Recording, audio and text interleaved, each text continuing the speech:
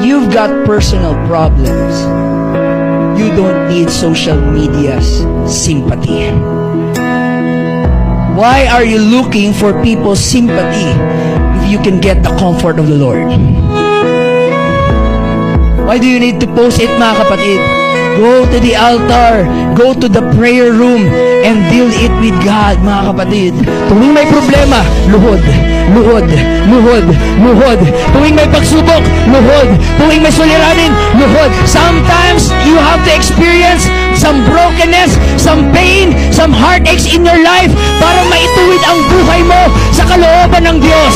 Dahil minsan pag masyado tayong masaya and comfortable, nawawala tayo sa kalooban ng Diyos. Pero sometimes God will dislocate our bone to relocate our life.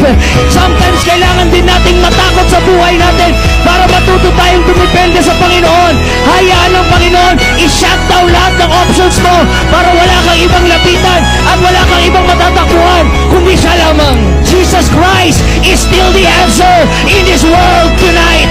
Jesus Christ is still the answer in our world today. He can change you. He can restore you.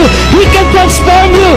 He can redeem you because Jesus Christ is the master of changing lives. If you have an encounter with God, no one can intimidate you. If you have a relationship with God, you're not gonna give up your faith. Huwag kang sumuko! Huwag kang give up! Huwag kang tumigil! Mahal na mahal ka ng Panginoon! Huwag kang sumuko sa buong story ng buhay mo dahil lang nagkamali ka sa isang episode. I am a living testimony. You can bounce back! You can bounce back! You can bounce back! You just need to dislocate your bone so God can relocate your life. Choose to kneel because kneeling is running to God.